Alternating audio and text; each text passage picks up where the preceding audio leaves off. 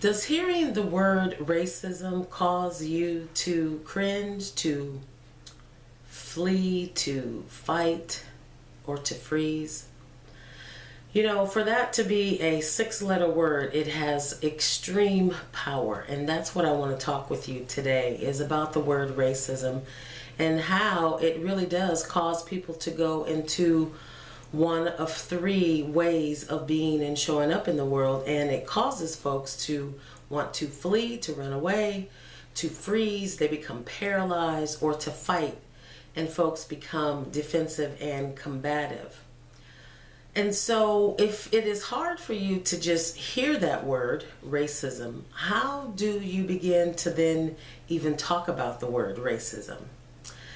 And so this topic of racism is essential, it is challenging, it's difficult, and in some spaces and places, in fact, a lot of spaces and places, it's taboo. Folks just don't want to talk about it. But I'm of the belief that we must talk about it. And so I talk about it quite often, and I specifically talk about it as it relates to white women and women of color, because I feel like that is an area that is a slice of American history and conversation that is not happening at a rate that it should be happening. When we look at the historical racism in this country, oftentimes what we find is that white women are not in that conversation. That when we look at how white supremacy has marginalized, oppressed, and violently assaulted and attacked black and brown people in this country, the immediate images that begin to come to mind for a lot of people are white men.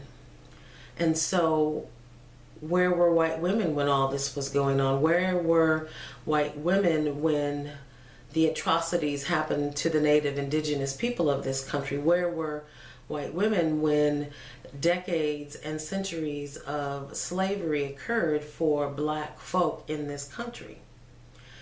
History often shows us, the perpetrators of these crimes against humanity, and they oftentimes show up in our history books and in our conversations as white men. But where were white women when all this were going on? Were they a part of this? Were they committing crimes against humanity? Were they in collusion? Were they complicit? What was going on? And so that has always been my question. And my question that I continue to ask is, has there ever been a time when white women have collectively, in large numbers in this country, stood up for, spoke up for, put their lives on the line for the native indigenous women, for the African American women, and for all women of color who have suffered under the thumb of racism and white supremacy in this country? Where have white women been? And some of you may argue, well, there's been pockets of white women, Catrice, who have done X, Y, and Z. Or what about so-and-so? She did X, Y, and Z. And yes, I'm very much aware of that. I'm very well educated on the history of women and women of color as it relates to women's suffrage and the women's movement. And so I'm very much clear that the women's movement, as we look back at the founding mothers of that movement, it was full of racism. It was full of white supremacy. It was full of white woman violence. It was built upon all those things. And it took years and it took decades for that movement to finally even include women of color, black women, indigenous women. So what I'm talking about here is a large, momentous, memorable, vast group, vividly, remarkably documented time in history, in American history, when white women have stood up, spoke up for, and put their lives on the line for women of color to say no more oppression, no more violence, no more racism, no more white supremacy. We're going to rally around our sisters of color and we're going to stand up and speak for them. Can you think of a time? Somebody please tell me a time when that has happened, because I'm still searching for that time. I don't believe that that time has ever existed. And what I do believe is that that time is now.